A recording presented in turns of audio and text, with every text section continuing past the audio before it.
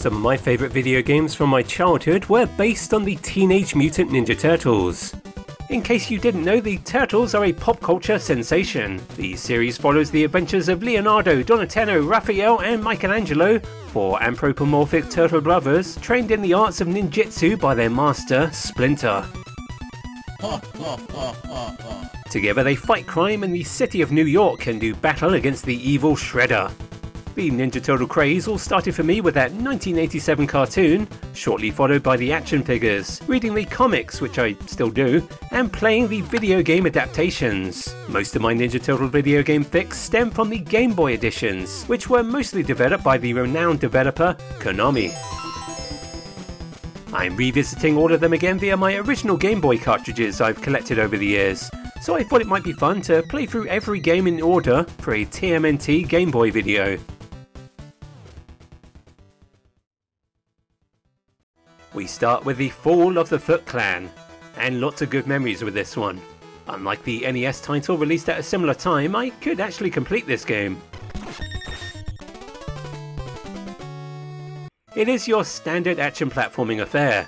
The player is able to pick a turtle of their choosing, though really they all play the same, and they must battle their way through 5 stages. You will overcome seemingly endless waves of the Shredder's foot soldiers, my 2 favourite characters from the show, Bebop and Rocksteady, and a showdown with the Shredder himself, before a final confrontation against alien warlord Krang in his Technodrome. Controls are simple. You have a stand-in attack, a flying kick, and an unlimited supply of shuriken at your disposal. The graphics may look a little minimalistic, but I remember the sprites looking quite impressive for their time.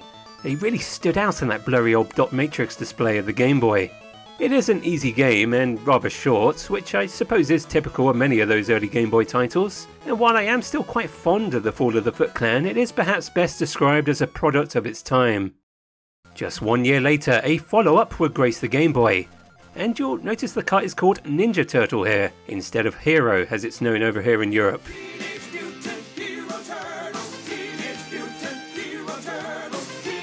Now seems like a good time to mention that the Ninja Turtles were briefly renamed as Hero Turtles over here in Europe. The name change supposedly due to the violent connections to the word ninja, and that rebranding did also apply to the video games of the time. I guess I must have picked up this American cartridge at some point. I think it's immediately apparent from the flashy opening sequence, the second game is a huge step up from the original. Voice samples on a Game Boy title. It sounded amazing coming out of those old Game Boy speakers. The turtles themselves now all have slightly different stats. The controls are very similar to the first game. There's the standard attack, a flying kick, but replacing the shurikens is a slide, somewhat useful for getting out of harm's way. I remember thinking these graphics looked amazing. Detailed looking backgrounds that not only do an excellent job of capturing the look and overall vibe of the cartoon, but looks even more impressive than a few NES titles. The character sprites, however, are a little bit off to me. Although to be honest, I kind of enjoy how weird they look. The second Turtles Game Boy outing is a far more challenging game than its predecessor.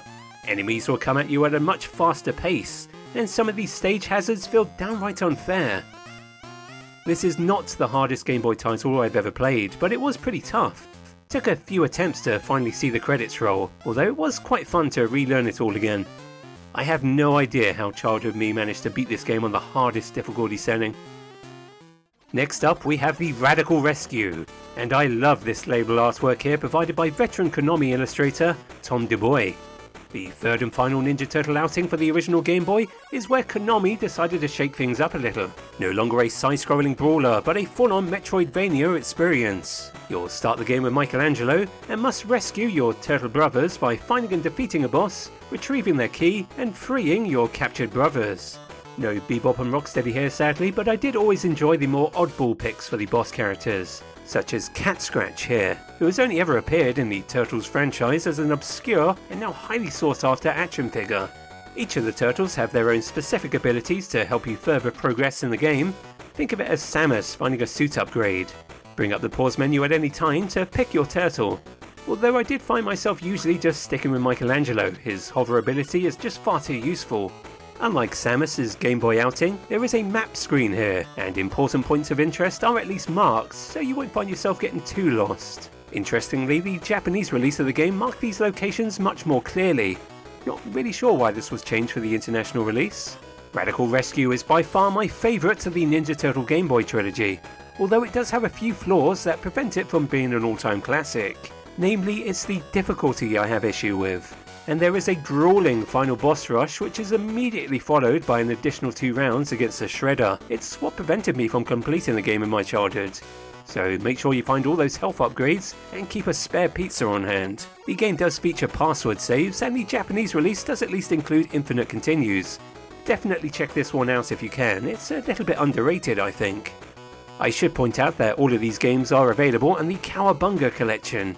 You don't have to pay extortionate prices for cartridges anymore. I do feel pretty lucky I managed to nab these games all those years ago. The downside is not every game made it onto that collection, such as Zen, the Intergalactic Ninja. Well, no surprise really, it's not a Turtles game at all, but I did feel it was a worthwhile mention. The game is developed by Konami, and by my reckoning it is a Ninja Turtles game in all but name. I'm not too familiar with the source material it's based on, but Zen is an intergalactic ninja who is all about saving the planet. Lots of strong environmentalism and Captain Planet themes here, if only solving climate change was that simple. It's a mix of Mega Man, Castlevania and the Turtles' second Game Boy outing, though far easier. It's an excellent little game, but I think we're getting a little off track here. While Turtle Mania did slowly wind down towards the end of the 90s, in 2003 the franchise was revitalized with a brand new animated cartoon.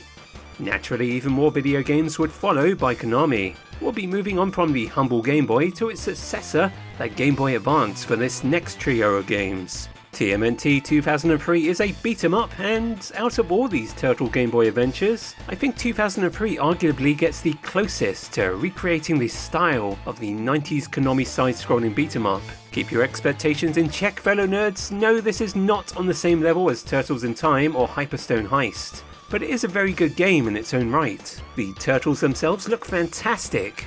All 4 of them have their own unique animations, their own movesets, and their very own preset campaign to battle their way through. The combat is far more crunchier and satisfying than those old Game Boy titles, though I will admit I didn't really enjoy engaging with the bigger foes or the boss encounters here. There's a little bit of platforming thrown in, a couple of vehicle sections, and provided you are at least playing above the easy difficulty setting, a final campaign where you will pick a turtle of your choosing and endure one final gauntlet before a climactic battle against the Shredder himself. TMNT 2003 is easily one of the better side-scrolling brawlers available for the GBA, though I don't think it's quite as strong as, say, Treasure's Astro Boy and Mega Factor, but it did feel as though Konami were onto a winning formula here.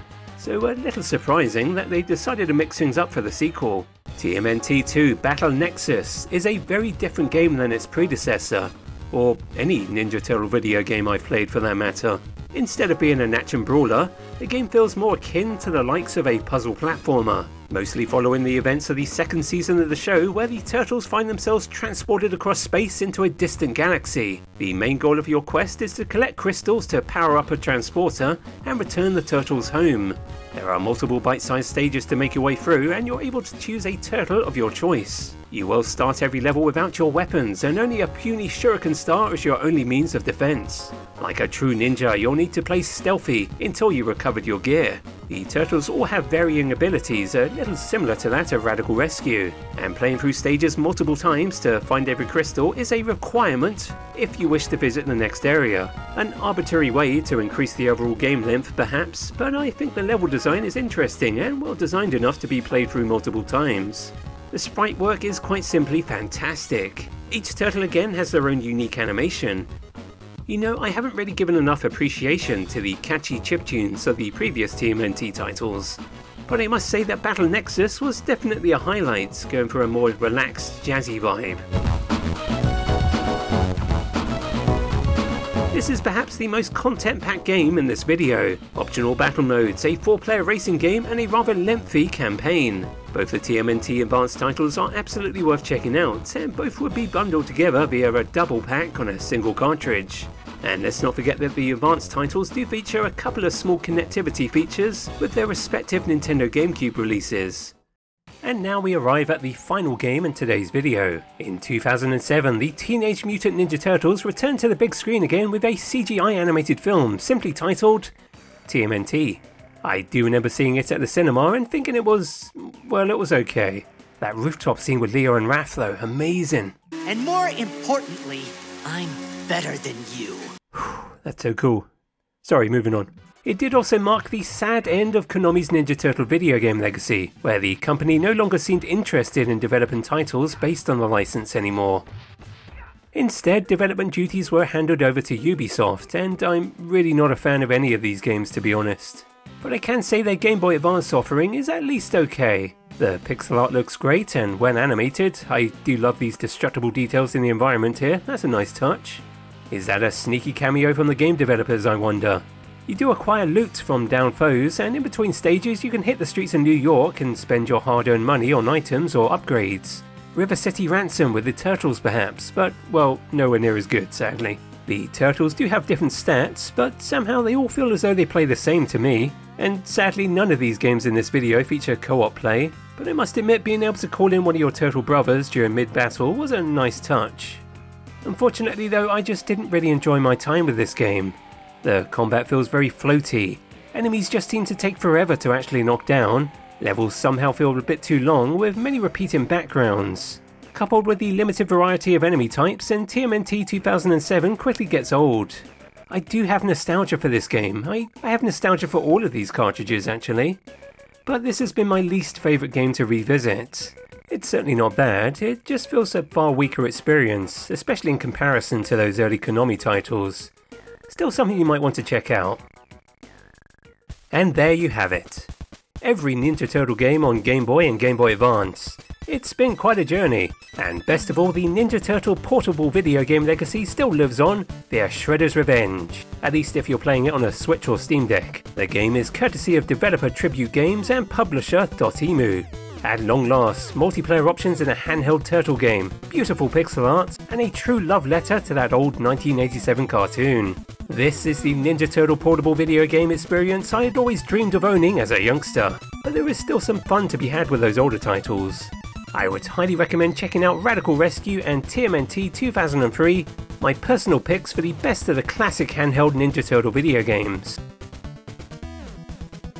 Well then, that's it from me. If you made it this far into the video, this is where I say thanks ever so much for watching. I am still a relatively new channel and your support means a lot, and hopefully I catch you in the next video. But until then, take care.